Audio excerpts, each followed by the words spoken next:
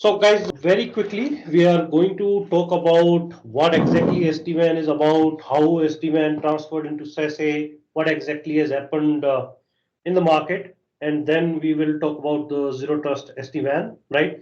If you look at this slide, right, little bit busy on the left side, that's where the SD-WAN vendors and the cloud offerings were starting to coming into existence in the market, right? So Talari came in 2007. That was pure SD-WAN. Then Velo Cloud came. Multiple other vendors came, right? At the same time, Salesforce started this wonderful journey in 1999 with the cloud-based services, and then 2006 AWS and multiple other SaaS and cloud services came into existence, right? However, until 2018, when Gartner released its first WAN MQ, and they included SD-WAN as one of the important components. Uh, Before that time, we were doing traditional networking. We were most of the time were in a castle and moat kind of environment where all the branches were backhauling to a data center, and we were putting all the security stack in data center, and we were exiting from there. Data center was basically the place where all the crown jewels were and all the security was, right? Starting 2018, lot of consolidation happened in the market. Multiple vendors got acquired. Some of the few known names that we know today, started coming into market. They established the SD-WAN market, and then came an era somewhere in 2021 when, in fact, COVID also hit us. The entire users also getting transformed. Users starting getting out of the castle, right? That is where we wanted to have a journey to put security on the edge. That's where security service edge came. 2021 Gartner started talking about SSC a lot, SASE a lot, right? That's how this journey actually unfolded. So just to complete this with the relevance to Zscaler, we were founded in 2007. In 2006, we launched our first zero trust offering. We call it as ZPA. Fast forward to 2023, we now have what we call it as zero trust SD-WAN offering, right? So this was just to give you an overview of how SD-WAN evolved over the years and where market is headed toward, right? So this is a little bit in more detail on the Zscaler journey, when we were founded, and how we grew over the years. Now, as we speak in 2024, we are processing 300 billion transactions every day in our cloud. That means we are generating around 500 trillion signals for the security processing in our cloud. So I'll not go in detail in this slide. Maybe whenever you have time, you're looking at recording, go through the journey and visit our website for more information about us, right? Now jumping into the topic, right? So what exactly SD-WAN is, right? SD-WAN is nothing but creating a overlay over the traditionally connected internet or MPLS links, right? So SD-WAN, what it did is, so underlay you have the service provider links. They are running BGP, OSPF, whatever, and all on top of that, we started creating multiple IPsec tunnels on the transports, right? And this overlay network of IPsec tunnels is what SD-WAN is, right? Now, the problem with this particular approach is we are no different than the traditional or legacy networking that we have been doing before SD-WAN came into picture, right? We still have our crown jewels in data centers. We still have branches where we need certain local security, because if we want to directly break out from branch to any SaaS application, we need to do local processing, right? We have bunch of complex multiple IPsec VPN tunnels between in a full mesh uh, topology, where IPsec being on internet itself is risky, right? I mean, anything which is sitting on internet is, I always say that it is something like a door of your castle, which is on highway. Now it is not only your users or your trusted partners are knocking on the door, it is also everybody who's passing that highway. If anybody can come and knock on the door and find a loose bolt, he can break open the door and come inside the castle. Once it is inside the castle, we have the connected mesh available. He can roam around, from branch to branch, branch to factory, branch to data center. And ironically, cloud was supposed to give us better security, but because we are using traditional networking, this attacker will also move to clouds. And these attacks are so low, so slow, that it takes years for organization to recognize that something is happening, even after having state of the art security solutions. So I'll give you one small homework when you have time over the weekend. Thankfully, we have a long weekend, right? Go and read about APT-10. This was a state-sponsored attack, and it lived in lot of MSSPs networks for somewhere around 5 to 10 years, right? Well-known case study. Go and read about it. You will understand that what are the risks of connected network, what are the risks of low and slow attacks, right? So that's what we did with traditional SD-WAN, just creating a overlay of IPsec VPN tunnels, still the same connected network everywhere, right? And this connected network gives a level of implicit trust that if you are part of network, you can go ahead and access my crown jewels available on the network wherever, right? Compared to this, if we look at what zero trust networking does, right, is, so before I go there, let me give you a brief of what SASE and SSE is. These two terms are little bit confusing. How Gartner represents it. They came first with SASE, then they came with SSE. Now SASE again is coming. So SSE is Security Service Edge, where all the security functions that you need are available on the edge of service provider, right? And on top of that, you add networking, that becomes SASE, right? Now, what traditional SASE technology is? So SSE, if you look at multiple offerings from multiple vendors, it is more about protecting user. How a user is going to access your SaaS-based application.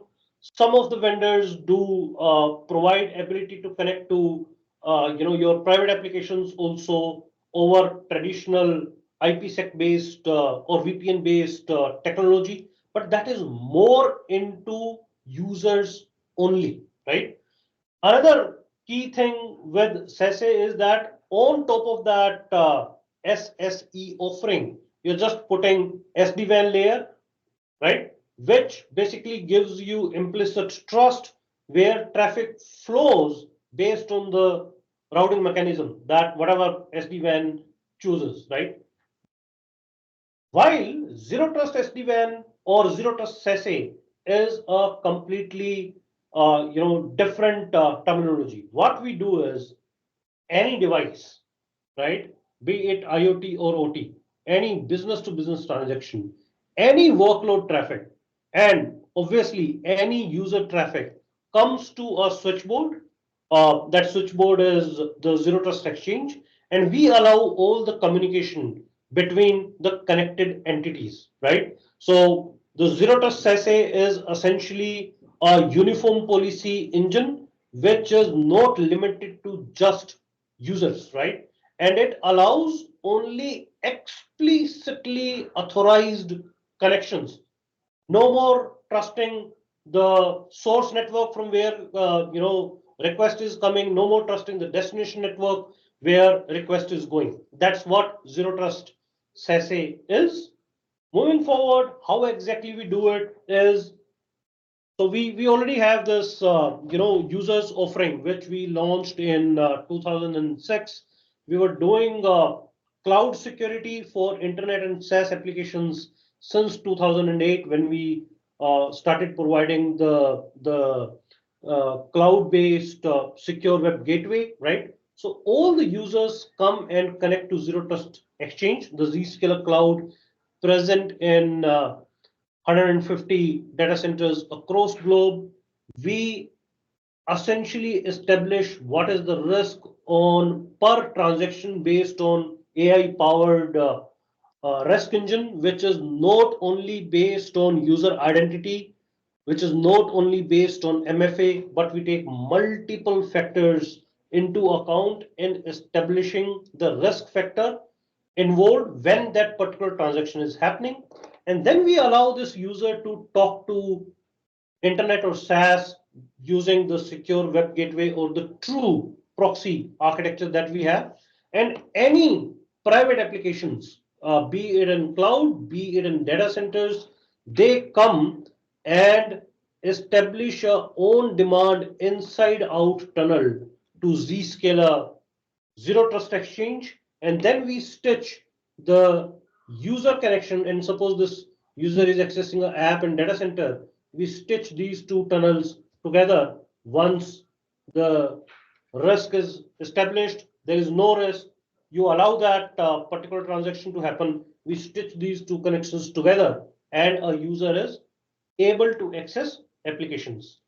With Zero Trust SD-WAN, essentially, we extended this approach to the sites also, right? So your any uh,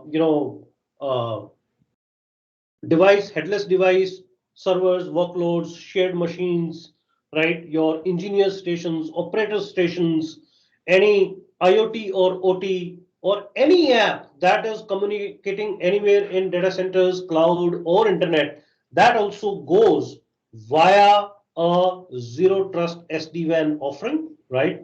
This is the zero trust SD-WAN as a hardware and as a virtualized appliance that is available as an offering, right? Now, what exactly does it do apart from the security that we are establishing in Zero Trust Exchange?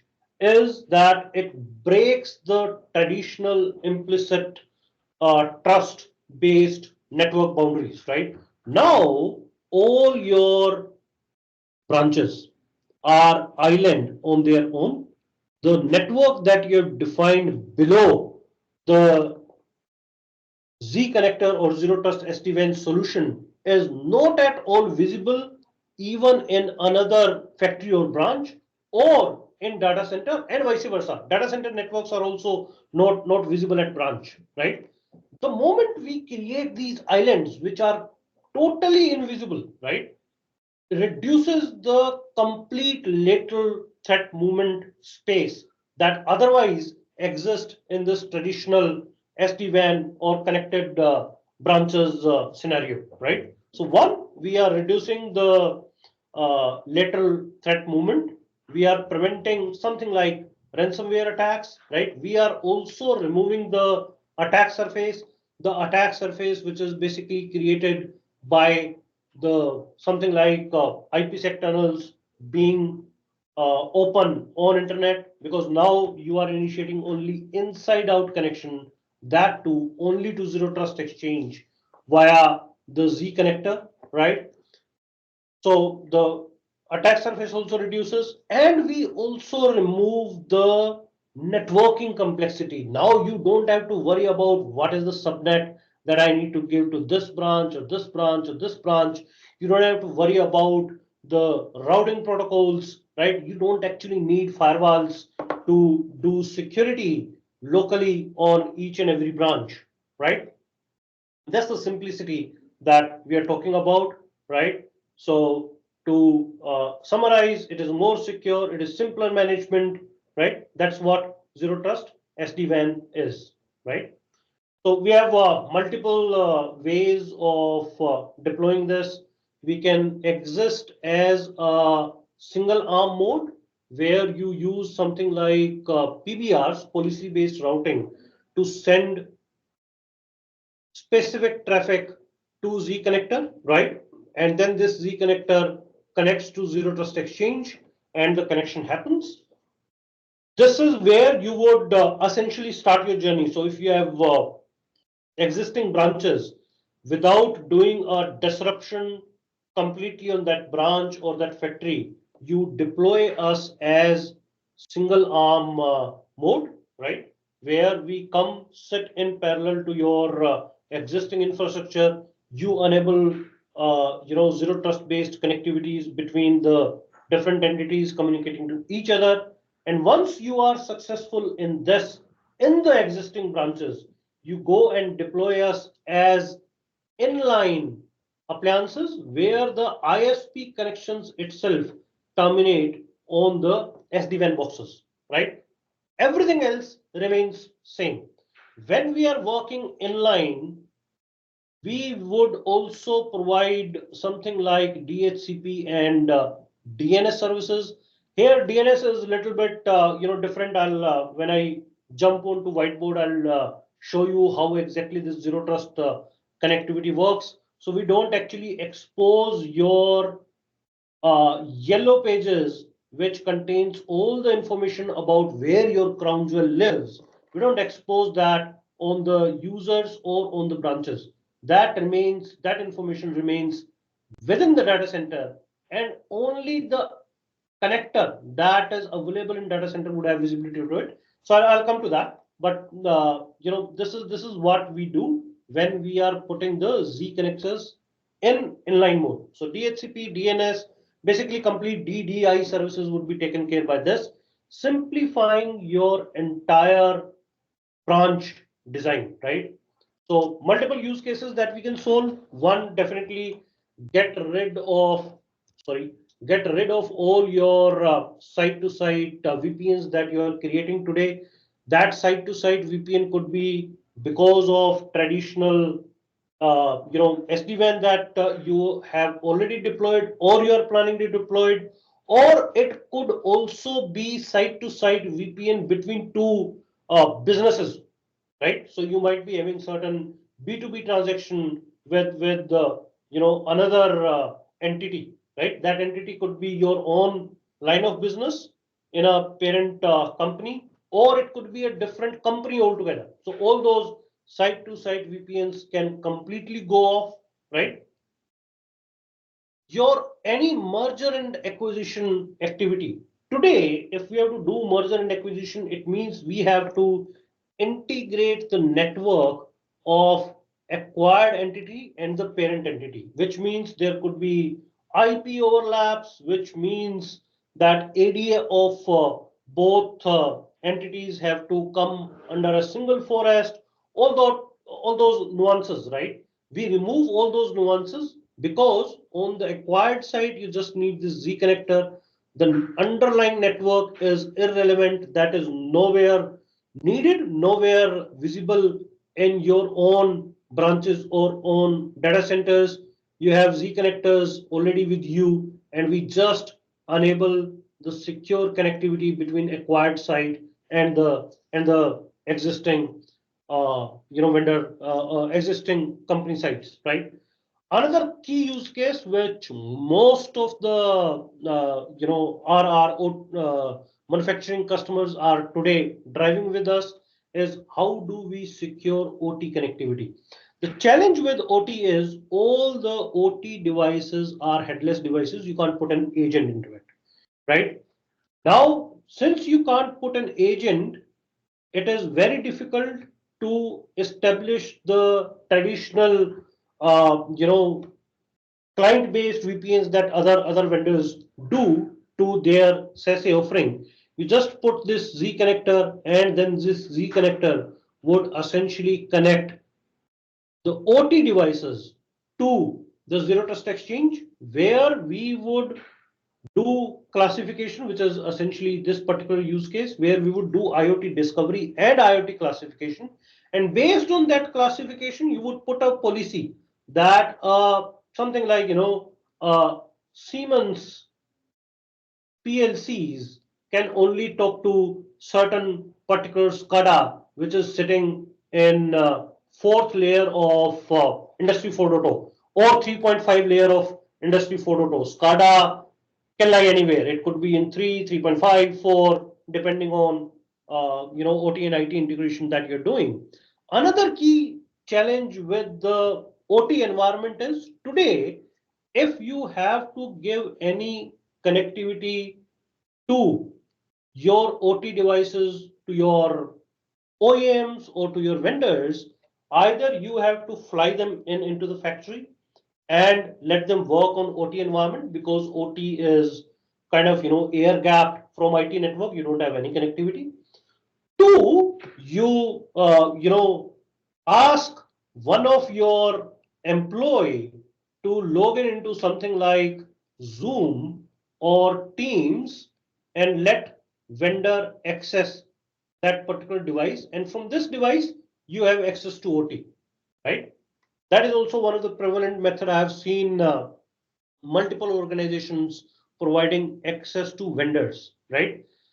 Or there could be VPNs, Zumboxes. All those technologies exist to provide access to vendors when it comes to OT. The challenge with all this is you are letting a vendor to come in your network, and he is not only working on the specific OT device, he has visibility to do lateral movement or to look at all the devices present in that particular OT environment, right? That is the risk, right? Second key risk is that you would also have to give him admin credentials of your OT device, just because putting credentials by an employee who is attending the session live is very counterproductive, right?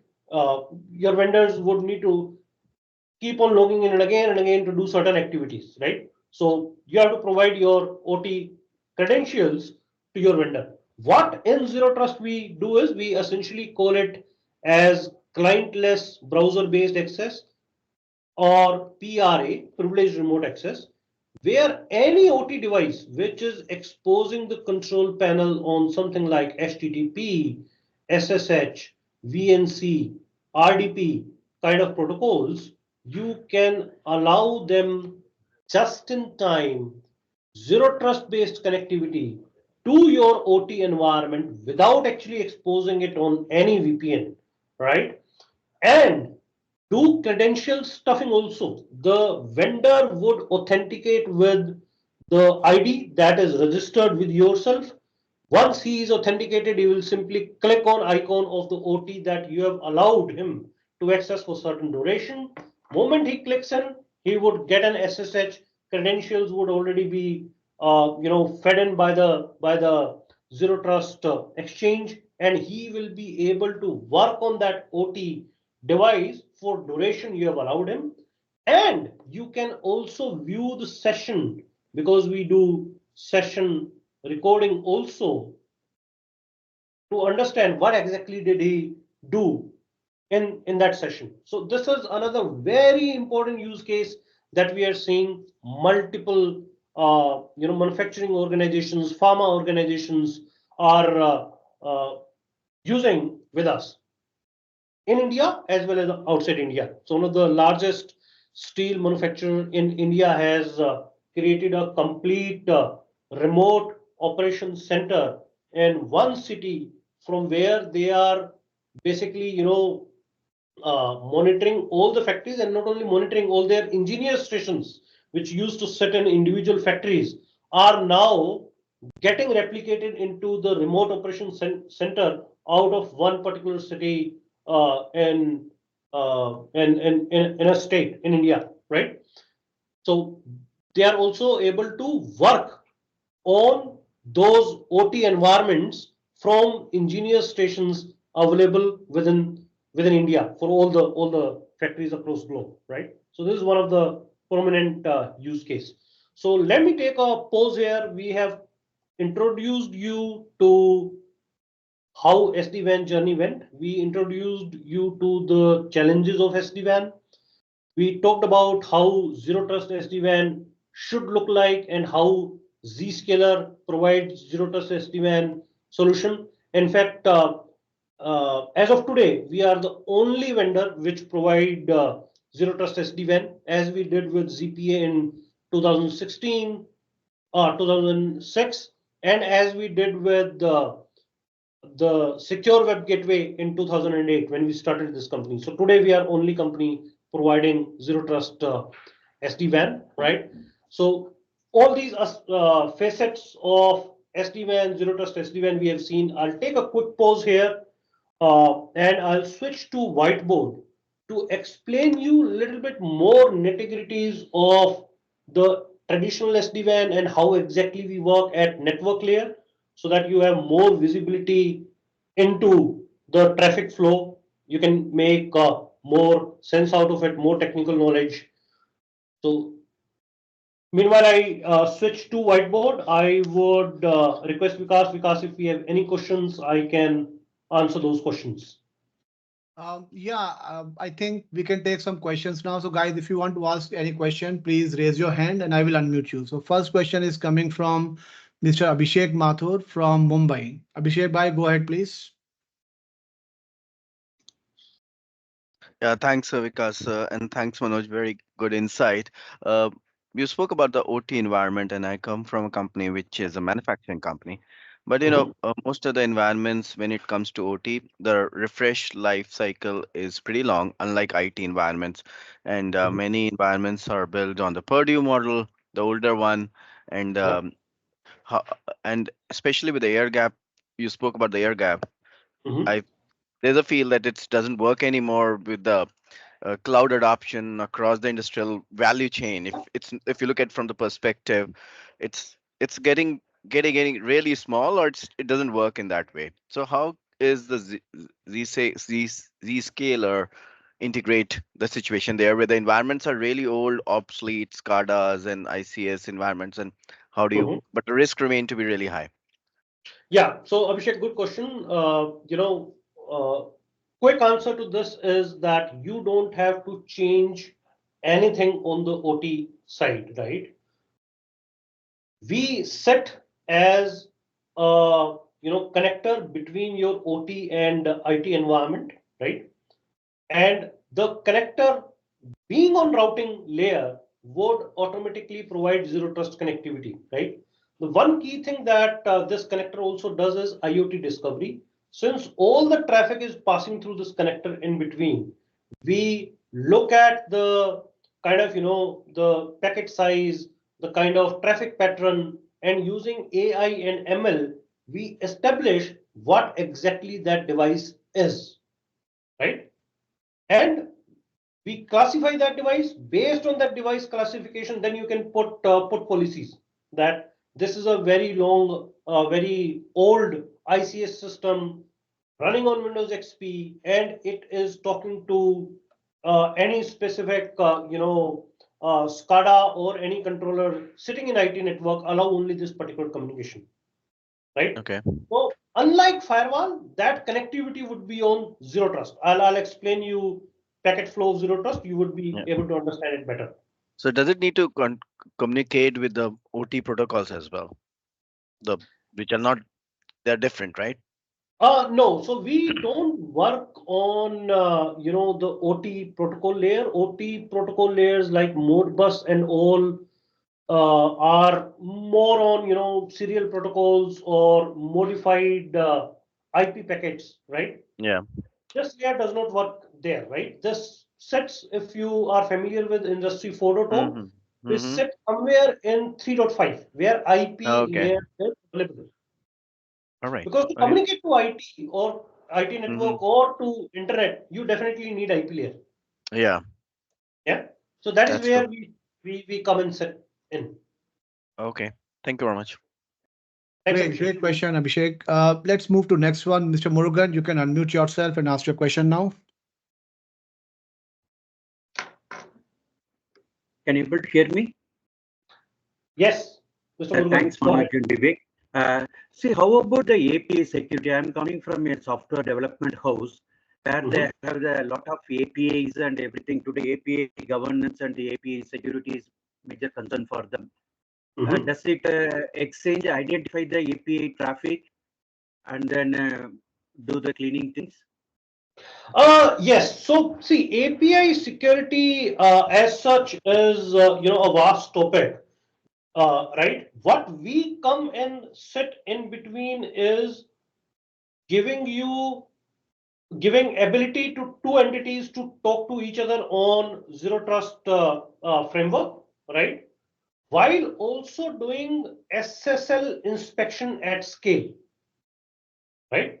So when source entity is making a API call to any destination, and that API call also involves certain data which is going to destination, right? It is important to understand what exactly went in that data, or if any reverse traffic is coming from API server, right? uh, that data should not have anything malicious inside it. So that SSL inspection we do, and we also give you an ability that only this particular source can only talk to this particular destination, right? This is what exactly at a 30,000 feet view we do, but API security involves a lot of other things like key management and all that. Thank you, We Manoj. are not into that. So basically, you are 3 and 4 layer, you are giving a trust actually. Third and fourth layer. If you're talking about IP layer, Yeah. then no, we come and sit at layer 7, right? In industry 4.0 layered mechanism, we sit at industry 3, layer 3.5. 3.5. Okay. Thank you, That Manoj. is Thank you, Vivek. related to industry 4.0 layering mechanism. If you're talking about TCP IP stack, we sit at layer 7. I'll explain you. I think in trust of time, Vikas, do you want to take one more quick question? And Yeah, let's do that. So Udit from Kirloskar, he has raised the hand. So Udit, go ahead, ask your quick question, please. Yeah, thanks, Vikas. Actually, for font of time, I have actually typed my entire question into the chat, but I'll just read it out. So Manoj, I think is similar to what the previous question was. We come from a heavy engineering background, yes, and it's again we have a setup where there is extreme micro-segmentation on the OT environment, and the OT and IT environments are segregated. There is no common link, right? wow, that's So great. whenever the access needs to be given to the OEM for troubleshooting or any setting, fine tuning of any kind of a machine or a parameter, it is kind of isolated for that asset itself. Because you mentioned in your discussion that the moment you give access, he has access to visibility to all the assets. He gains the ability to have lateral movement, etc. If that is not the case, I restrict him Okay. only in one particular asset. Then That is how amazing. I mean, I would the- like to discuss this in more detail with you yeah. to understand how did you do this with the legacy technologies? Because doing the same Sir, वो exact बहुत thing, मगजमारी है, कर लिया है. but it is really tough. It is really complex. But kudos to you if Yeah. you have to do So, this with legacy technologies. What? yeah. Ask your And the question is, what will be the value add Zscaler brings in such an environment? And second follow-up question is, generally the access given to the OEMs is for file transfer. They will transfer some files which probably will be firmware updates or such yeah. kind of things. So what is an additional layer of security that we can build to kind of assess or scan that the file is genuine which is coming in? Yeah. So So we one have thing, this is a paranoid question. I want to scan even what he is doing. yeah. So one thing is definitely the privileged remote access that I talked about. So that privileged access, remote access instead of VPNs and all that, or something sitting on Zoom or jump boxes, that is more granular, more easy to deploy, and very simple, right? So that gives you ability to provide remote access to your even your employees. You can do this for your employees, vendors, anybody, right? With session recording that I already introduced. Second thing is when file transfer is happening, right? This PRA can also be executed in an isolated container where you can allow a vendor to bring his file onto the container, and from where it will go to your OT device. That one-way communication is possible. And while that communication is happening, while he's uploading the file, you can also scan it for entire security stack that we have, right? So complete ATP inspection, sandbox inspection, everything can happen, right? So that one-way communication is possible. The reverse communication, that he should not be able to take any existing configuration or any existing file from your OT device to his own asset, that can be totally blocked. So copy, paste, upload, download. You can give granular control to your employee or vendor who is accessing these OT devices. Right. Well, Thank you. Thanks a lot. right? Yeah, Manoj, I think let's move forward with dashboarding, and Siddharth and Professor Dhirendra will take your questions at the end. Sure. Go Thank ahead, you. Manoj. Yeah. Again, being aware of time, I have only 18 minutes left. I hope you are able to see my whiteboard uninterrupted. So you have 12 minutes. I need 5 minutes for closing at the Oh, end. yes. Yeah. So 10 minutes. I'll take 10 minutes, right? Cool, So cool, one of cool. the Go ahead. essential thing that this zero trust exchange does is a little bit in more detail, right?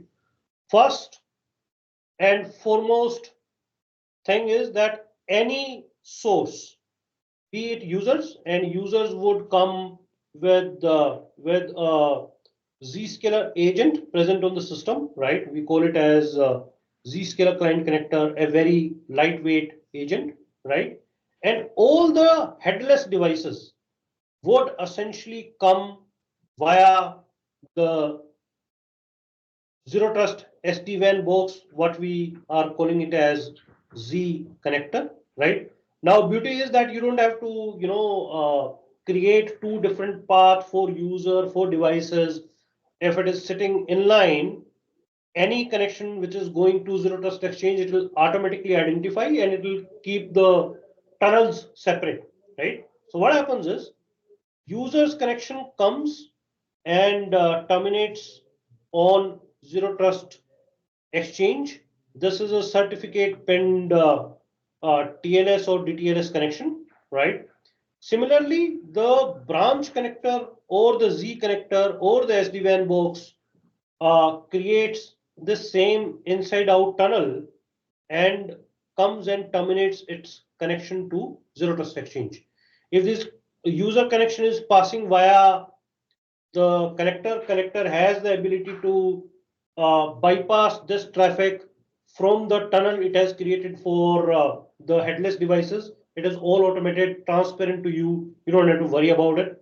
So user, wherever the user is, be remote, be on-prem, he comes via this tunnel, and the important thing, connection terminates here. Once this connection is terminated, we would identify the user or the device and the context. Context is very important here, right? So we would look at multiple things in this context, which includes the device posture, which includes the OT or IoT device classification, right? It would also look at the risk that this particular source is showing at time when he is trying to do any transaction, be it to internet or SaaS applications or be it to data center applications, right? So the context is verified. Once context is verified, then essentially we do risk control on each and every transaction passing through us. At a high level, we do complete traffic inspection, including 100% SSL inspection. That is where most of the legacy or point solution based solutions fail because all the dabbas, right, are having limited RAM, limited CPU processing. You can't throw all traffic to that device and ask him to do 100% SSL inspection. That is not possible, right? That's why we do SSL inspection at scale, and we do complete advanced persistent threat security in the cloud for each and every transaction going through the cloud, right? So two things. One is ATP APT inspection, and we also do complete DLP. Now, important thing to understand about DLP is generally when we do DLP, we do this only on outbound channel. That is when traffic is going to SaaS or internet. The difference with Zscaler is we do DLP for private applications also. There are some important use cases. We're not going to talk about this today because of limited time, but any traffic which is getting generated from users, OT, IoT, DLP also is important, along with doing the security inspection.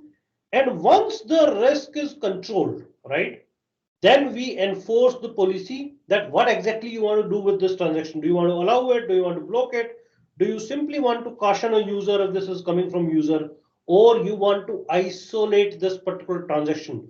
Very important. I was talking about isolation and privileged remote access, but we can do that isolation for internet-based destinations also, for your employees also, for your vendors also, so that uh, when a user is coming from a BYOD kind of environment, your data is not at rest when he is accessing private applications. Your data remains within the container.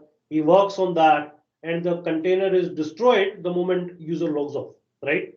So we also do bandwidth optimization, one of the very important use case when it comes to essentially factories where OT has to give one certain preference.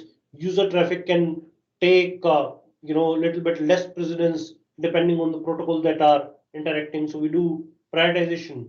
And one of the important aspect is deception, right? Deception is built into the platform.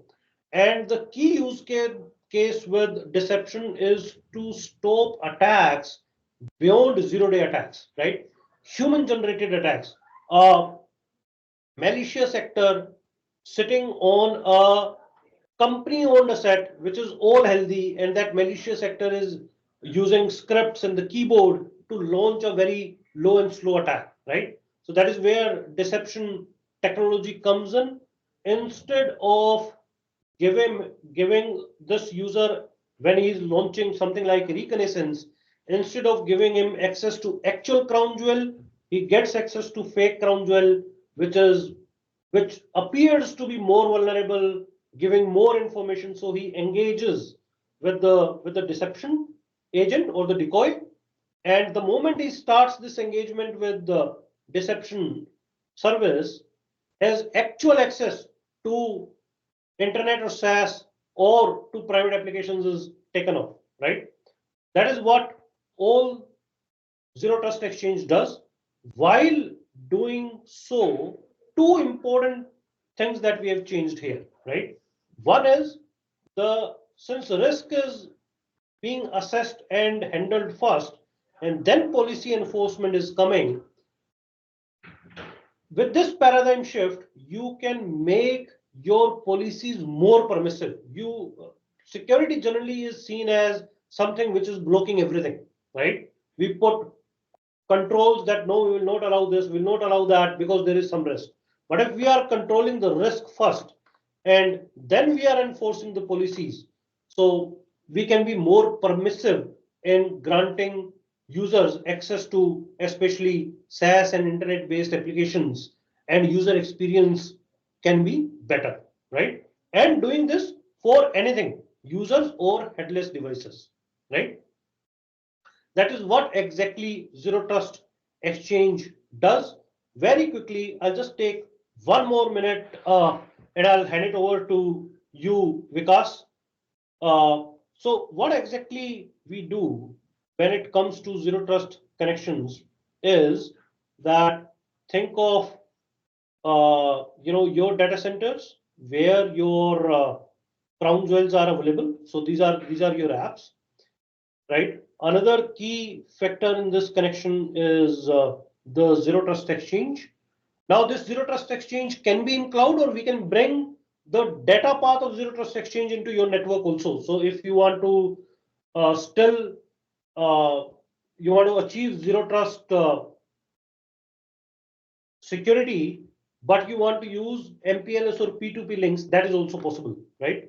And third component essentially is either the Zero Trust SD-WAN box, right? Or the agent which is sitting on user machine, right? So these are the key components in the uh, connectivity scenario. So what happens is Z connector is initiating a tunnel. User is also initiating a tunnel only to cloud. So one set of security is already simplified on the edge. Since this device is sitting at edge, it is only permitting outbound connection to Zero Trust Exchange, right? And in this exchange, you are doing entire security. So your firewalls and all, whatever you are putting today in the branches is not required, right? All security inspection will happen here. Another key important thing is in front of applications or OT devices or crown jewels, we put a small piece of software, we call it as app connector. This app connector initiates a tunnel to Zscaler cloud once certain trusts are established. User or device trust, that who you are, right? Second is the policy trust. Third is the behavior trust. Once these trusts are established, then only Zero Trust Exchange is going to summon app connector to create a on demand tunnel to the same broker, right? Or same data center where user is connected to create this inside out data channel, and we stitch these two connections together, and actual application traffic starts from here, goes on this tunnel, come via app connector and connect to the app that this particular user is allowed to access, right?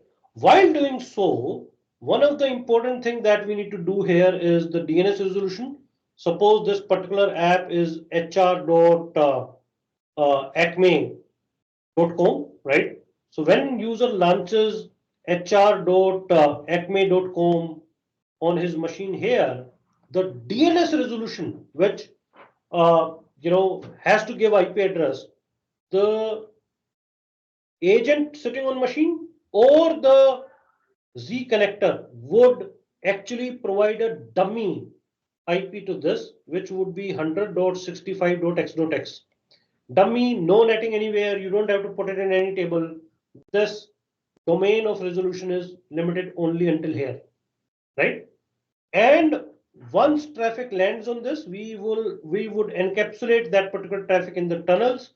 We will make this traffic come until this point, and now the app connector would actually talk to your DNS service, your yellow pages, to find out what actually is the IP address of the application, and then the TCP/IP transaction starts from app connector, copying the same app payload which was started from this point, right? Same app payload is available here. By doing this, we have done two critical things. One, the application itself are invisible to the user. User does not know what is the IP address of your application or of your branch or data center or whatever. You don't need that IP connectivity. Only facility you need is let this app connector talk to Zero Trust Exchange, let this user talk to Zero Trust Exchange, right? So we have hidden the apps. The moment you have hidden the apps, your entire attack surface is gone, right? Second key thing that we have done is, since these are inside out connections, the attack surface also is gone. Now there is nothing available on the network to which a user can directly connect, right? This channel is no more available, right? So this is how, in a nutshell, this connectivity work. I'll take a pause here. Apologies, Vikas, for taking extra 4 minutes, but all over to you. Hey, it's okay. It's one of the best sessions that Elite CISO has aired. So really appreciate you taking out time and sharing your insights. Maybe we can take one burning question because Sure. I'm used to of rushing the closing, so I can always do that. So anybody else apart from Murugan wants to ask a question, because Murugan, you had your chance. Anybody else? If no, then okay, Naveen. Naveen, you raised your hand first. So Naveen, go ahead and you can ask your question. So there are some questions in the Q&A tab. So what I'll do is I'll collect those questions, pass it to Zscaler team, get the answers and share in the groups. Okay, go ahead, Naveen now.